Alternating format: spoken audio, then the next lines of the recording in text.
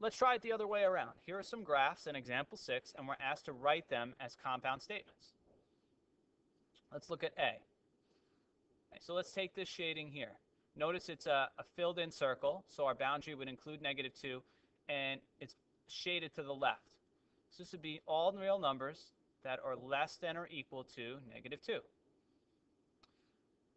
This shading here shows that we don't include the 3, and we're shading to the right. So it's all real numbers that are bigger than 3, greater than 3. The question becomes, what do we join this with?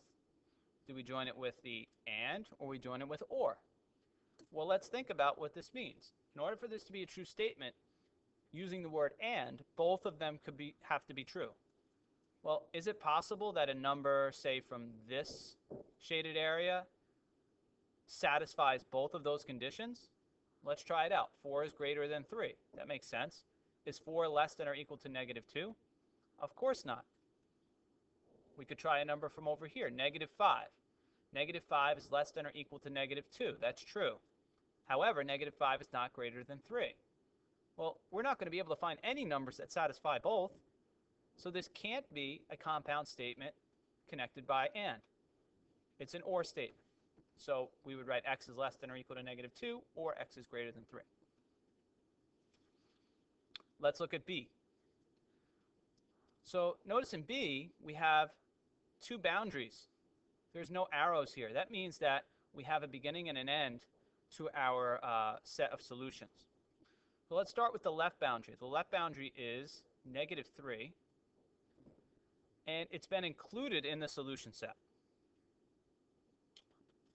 And the shading then goes to the right. So we're looking for numbers, values of x, that are greater than or equal to -3. Now, I've written that with the x on the right side. The reason I've done that is because we're going to write a compound inequality here using x one time. So this still means x is greater than or equal to -3. The boundary on the right side is a 5, and notice it's not included, and the shading goes to the left. So those are the numbers that are less than 5. So we end up with this statement here. -3 is less than or equal to x, and x is less than 5. Now, if you wanted to write that out, it would look like this.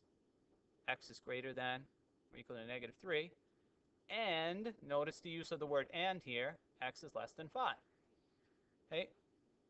What we've done is we've written both of these separate statements into one inequality, again, called a compound inequality.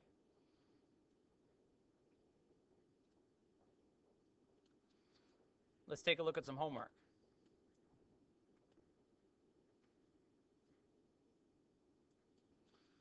Let's look at number 6.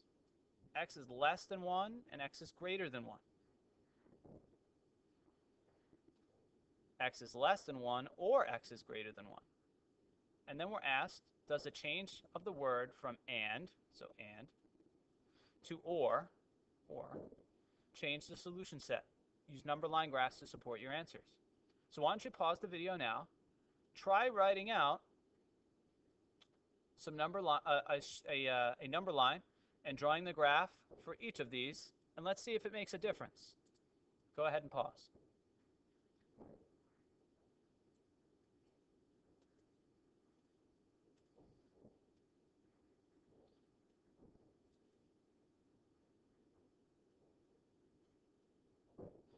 Okay, so I'm drawing some number lines out. Hopefully you did as well. Let's take a look at this first one. X is less than 1, so we would include 1, and greater than, excuse me, we wouldn't include 1. It would be an open circle on 1, and and greater than -1. Open circle on -1. The numbers that would satisfy that inequality would be in between.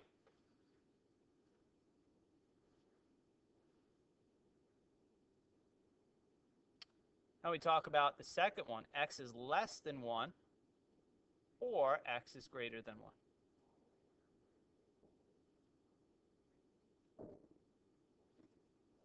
So x is less than 1.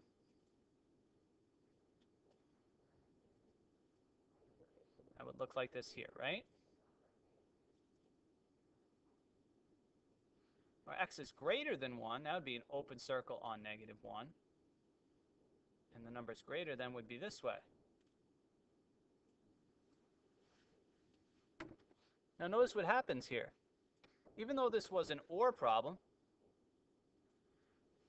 there was no separation between the two boundaries. In fact, the boundaries crossed over one another and passed 1 and negative 1.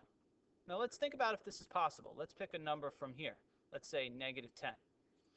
If we plug that in, we would have negative 10 is less than 1, or negative 10 is greater than negative 1.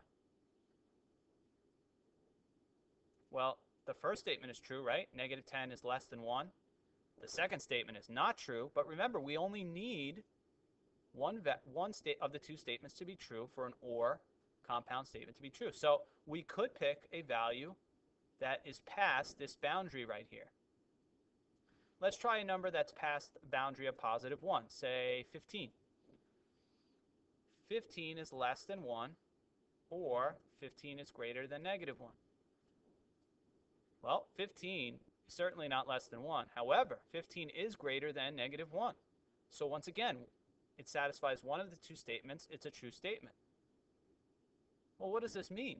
If we can go beyond these boundary numbers, and the shading goes through the open circles, past the open circles, infinitely in the negative and positive direction, well, we really have all real numbers here.